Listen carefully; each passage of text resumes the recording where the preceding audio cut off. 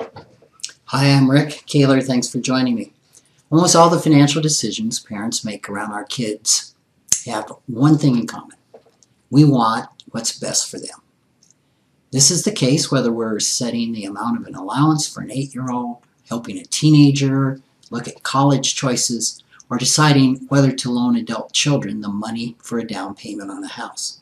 But here's the problem. What we assume to be the best isn't necessarily what our kids need or even want. Financial planner Ross Levin, who writes a monthly column for the Minneapolis Star-Tribune, addresses this question in a recent article. He describes a situation almost identical to one I've encountered, and that is parents intending to leave, in his case, a vacation home, in my case, a home in the Black Hills, to their adult children without first finding out whether the inheritance would be a blessing or a burden.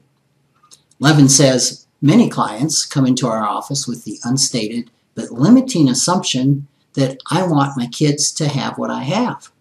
This usually leads to bad decisions. I would add that this assumption is based on a second one that goes even deeper. I want my kids to want what I want. This unconscious belief can lead to expectations and actions that result in hurt feelings, resentment, and family discord.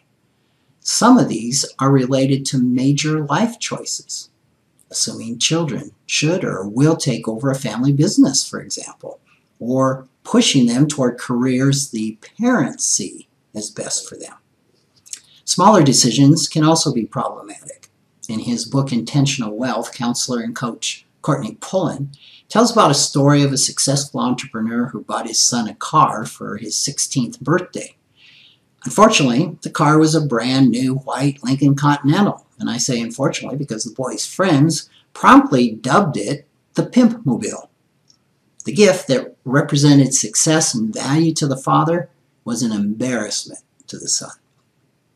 An important first step toward reducing the impact of I want my kids to want what I want is recognizing that we have the belief in the first place.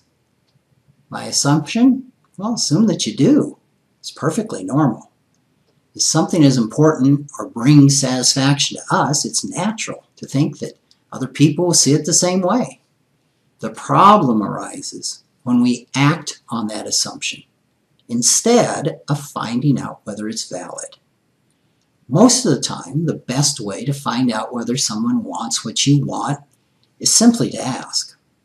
Suppose the father in Courtney's story had talked with his son about what car he might want, ideally with some clear limits about cost and safety and practicality. They could have shopped together to find the car that the son really genuinely appreciated. The experience could have created more closeness between the father and the son. In the case of my clients with the home in the Black Hills, I encourage them to discuss the inheritance with their kids at the next family gathering. The discussion included information on the cost of upkeep and property taxes, how much time the various families would be able to spend at the house, and how the shared ownership might work. Ultimately, the siblings all agreed that they didn't want the house.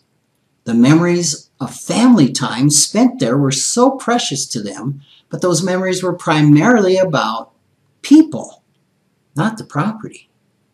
The relationships were more important than the place.